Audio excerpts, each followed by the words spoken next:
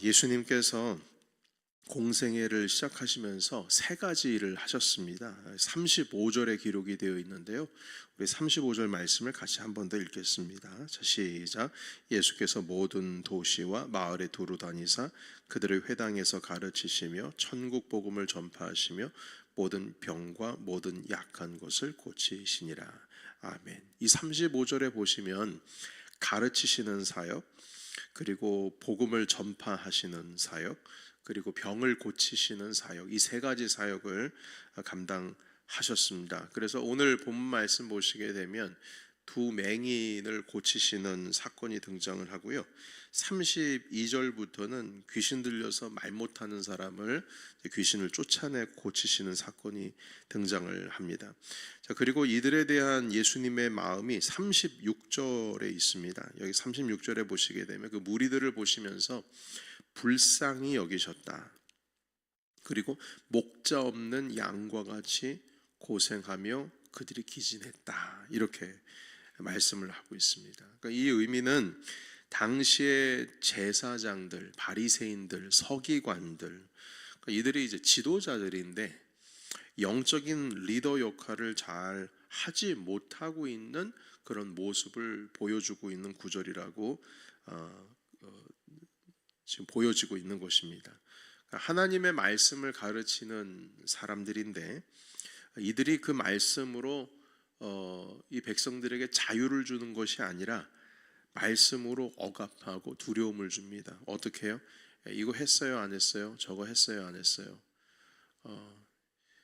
말씀대로 살아가야 되죠 하면서 이것저것 저것 이것 규정하면서 그걸 가지고 이제 사람들을 억압하는 겁니다. 우리가 잘 알다시피 이제 안식일 논쟁 같은 거 있지 않습니까? 안식일날 왜 일하냐? 왜 병고침을 하느냐? 왜 사람이 걸어다니냐?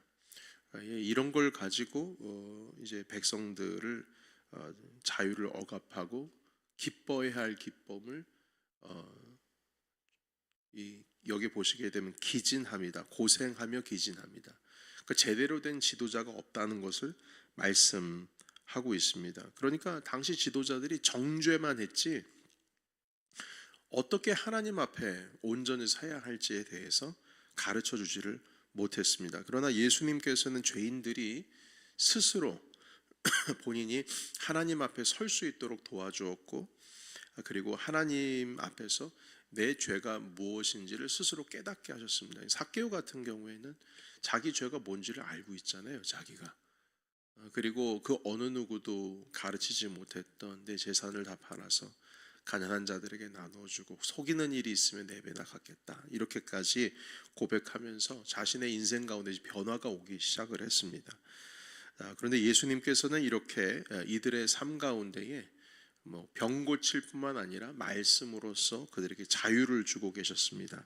자, 그리고 나서 이제 오늘의 핵심 주제가 나와 있는 구절인데요. 우리 37절에 있는 말씀을 보시겠습니다. 우리 37절과 38절을 한 번 더 읽겠습니다. 자, 시작.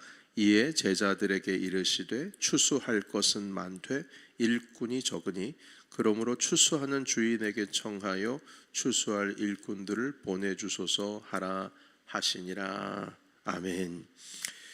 여러분, 이 일꾼들이라 함은 그 지도자들, 좀 웬만한 지도자들이 웬만해야지 너무 목자답지를 않아서 양들이 난리도 아닙니다.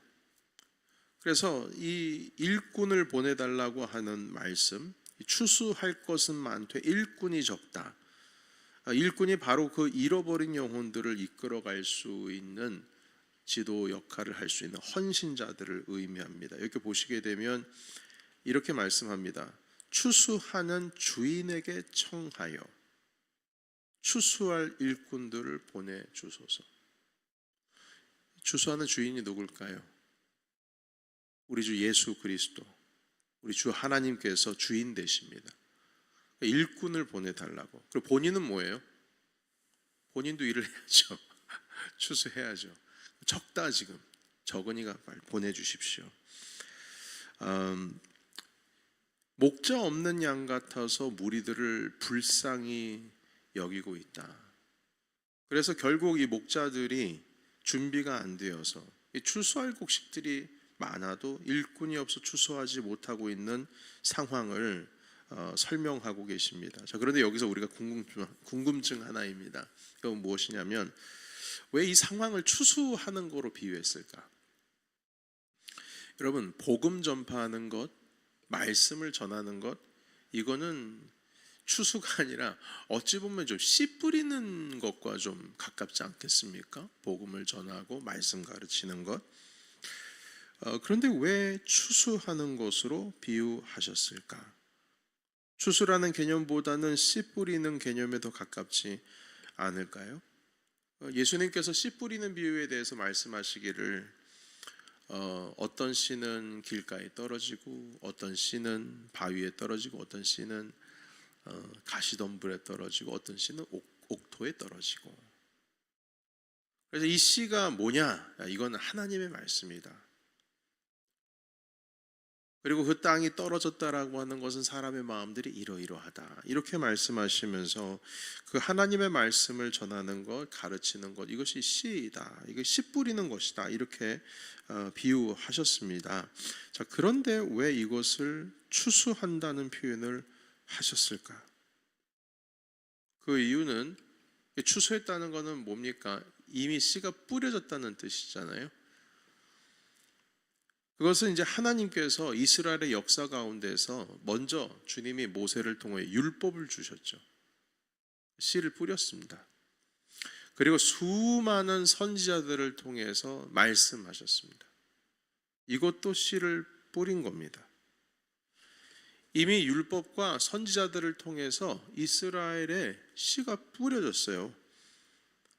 하나님께서 지금 어떤 씨 뿌리는 처음부터의 일을 우리에게 맡기시는 것이 아니고 우리는 주님께서 결과물, 그러니까 열매 맺은 것을 거두라고 하시는 의미가 담겨 있는 겁니다.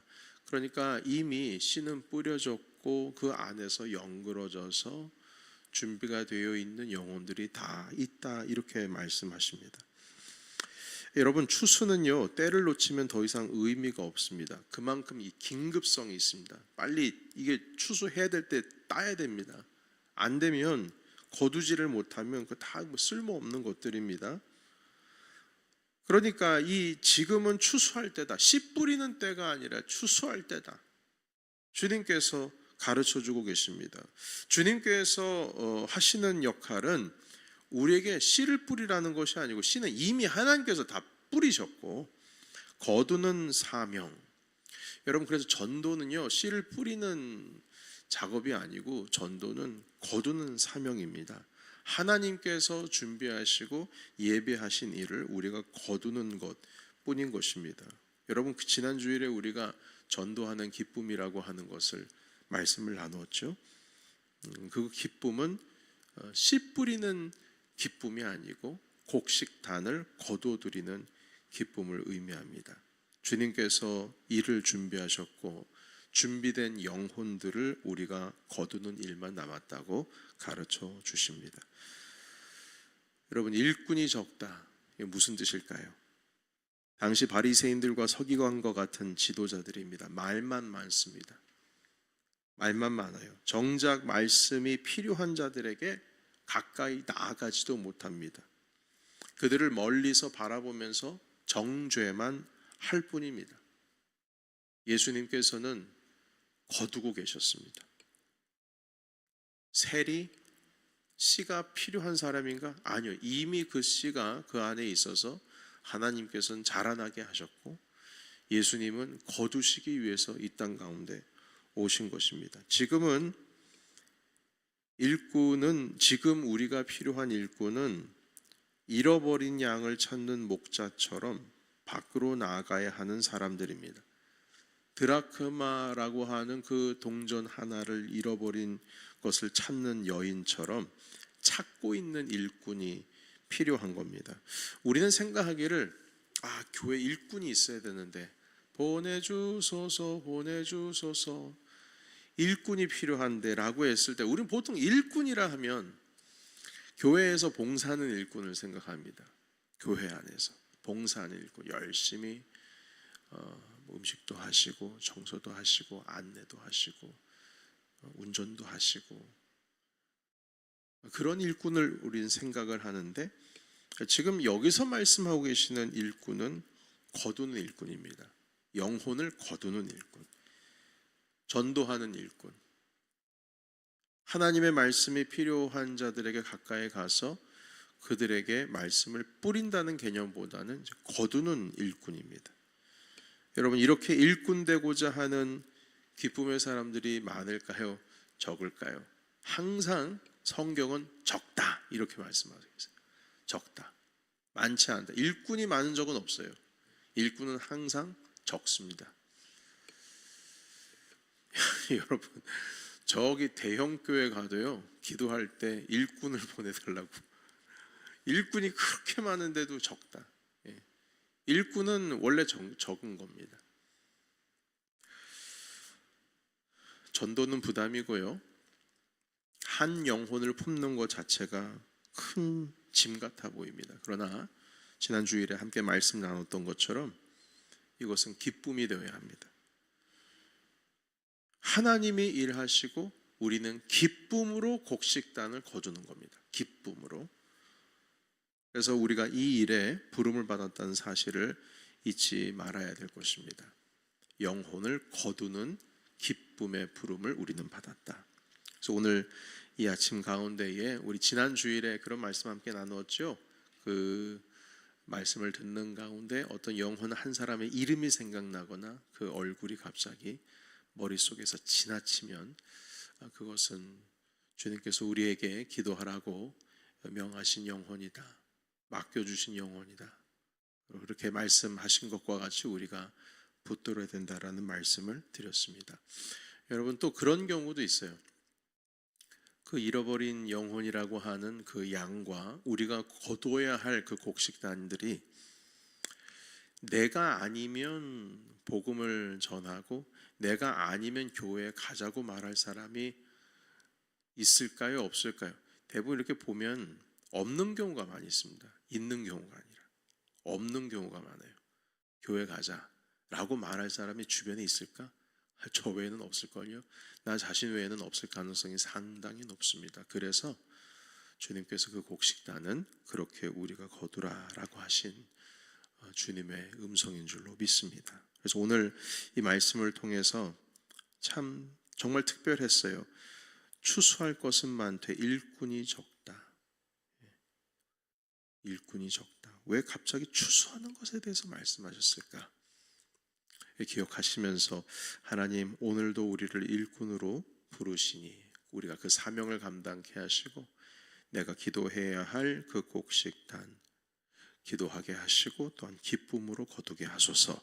오늘 이 아침에 이 기도 제목으로 우리 주님 앞에 함께 나아가시는 저와 여러분이 되시기를 주님의 이름으로 축원합니다.